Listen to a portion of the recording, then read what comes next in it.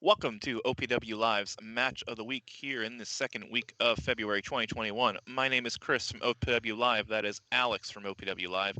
And today we're going to talk about our match of the week, the Falls Count Anywhere tag team match between KENTA and Kenny Omega versus Jon Moxley and Lance Archer on AEW Dynamite Wednesday night. Alex, hit the intro.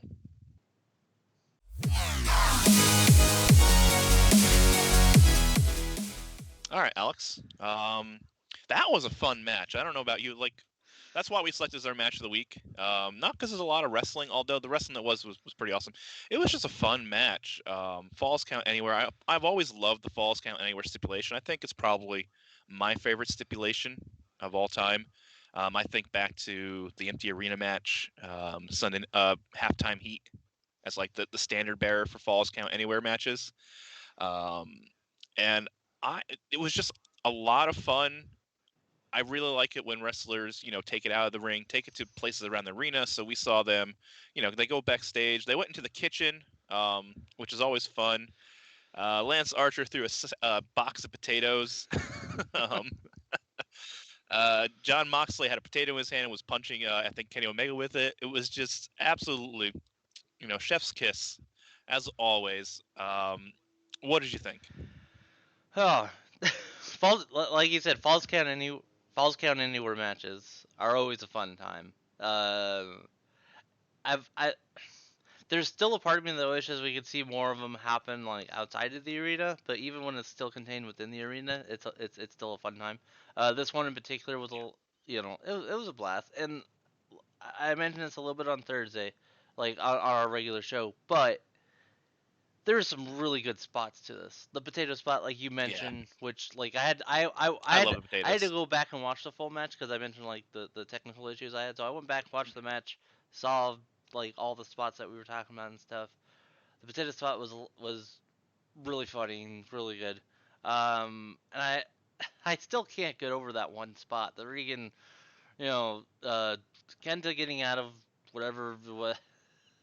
Kind of getting out. Lance Archer was going to powerbomb him through the announce table. He got out of the powerbomb scenario and just leaps off the stage there to do a double foot stomp on Moxley through a table, and it's like, oh my gosh, this is beautiful. This is the stuff like. To put it really simply, this match lived up to the hype because there was a lot of hype for very little time because Kenta showed up at the end of the previous Dynamite, and the whole wrestling world was just completely like losing their collective minds over the whole thing. So you had, and one little detail in the commentary that I really liked was Excalibur putting over the some of the significance of who was in the match. 3 of the 4 guys in that match had been, or in Moxley's case, was the IWGP United States Champion at the time. Yeah, exactly. So you had 3 guys that know that title, and then you have Kenta, who is trying to challenge for that title, and they did a really good job of putting over the New Japan side of that, and that was really cool to see, just because this was even the first episode that Moxley came out with that belt. Yeah, exactly. Like one of the things they did in the graphic for that was they had him with the title. And it's like, okay. He had the title in the graphic, but he also brought the title with him. Title in the graphic. Like we hadn't seen so far. And Kenta brought his briefcase, which, his money in the bank for the U.S. title. I know it's you're fine. different. You're fine. You have the right idea. That's essentially what it is. Yeah, with the main difference being like he made it clear already that he was going to challenge. But yeah, and I'm pretty sure I discussed previously just of this year or so long struggle of Kenta looking to challenge Moxley, but for one reason or another, travel restrictions among other things, Moxley wasn't able to make it to Japan. So from what we understand, obviously there was at least enough of a deal made for them to have a match in America, since Kenta's based in America. This is information I found out a little bit more since like our initial chats about it. Yeah. Really? From what I understand, he lives in America. Like I think, as a matter of fact, he might still live in Florida from like his time in NXT. He's been flying out to Japan since he joined the New Japan roster. But Yeah, he's based in America. Oh, that's interesting. I thought he would have No, been yeah, based in yeah. Japan. Apparently, yeah. Well, that's cool. Yeah, That's a so little he's nice based in tidbit. America, which actually makes it a lot easier for him to do the travel within America to do these sorts of things, and that's really neat. So, yeah, so this match had a lot of hype, and I think it lived up to it. Like, between the spots Yeah, and just, like, definitely. the atmosphere of everything going on. And then, like, I think it's a good time to talk a little bit about the finish. Like, I feel like with the Good Brothers kind of looming in the distance, or in the shadows or whatever, because of their association with Kenny Omega, is always bound to happen where they were going to Yeah, get involved. And yeah, that was a little disappointing from the end. But they did subvert that a little bit by making it take 4 people to mhm, take down Lance Archer. So they had to have the Good Brothers do the magic killer. That's what mhm, they're called. Finisher. Um, you know, AEW doesn't do a lot of those finishes where someone has to interfere to end the match, mhm. so it's a little jarring. But if you only watch AEW, it really wouldn't Right, I guess right. bother you as much. Whereas because I watch WWE, that happens literally every other match on Raw and SmackDown. But in this case, it would have been nice to have a clean finish.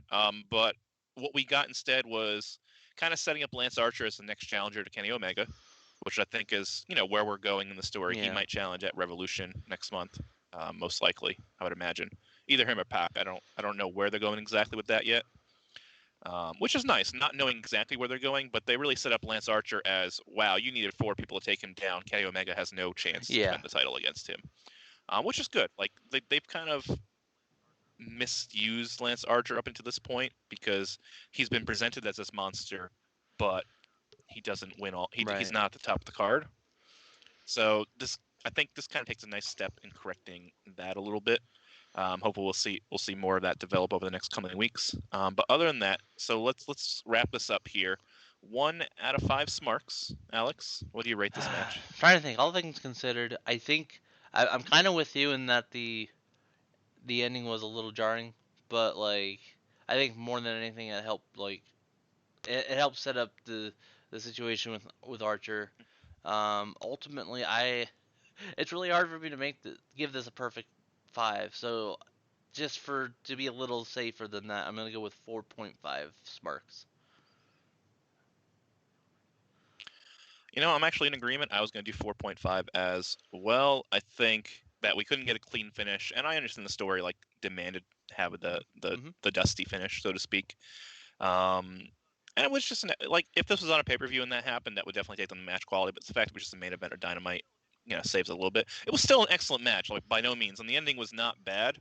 I think a clean finish makes this a perfect match, whereas the finish we got, I think, I agree, takes down a little bit. So 4.5 Smarks, put them up above my head, which I'm sure we've already done. Yeah, and that was a great match. Very excited for the matches this weekend at NXT. So Sunday night after NXT Takeover Vengeance Day, myself, Alex, and our buddy James will be live on our twitch.tv/power to the Smarks, the number 2, reacting to NXT Vengeance Day. You can check us out on the YouTube right here. Like and subscribe. We really appreciate you do that. OccupyProWrestling.com. And we will see you next time. My name is Chris from OPW Live. That's Alex from OPW Live. Thank you.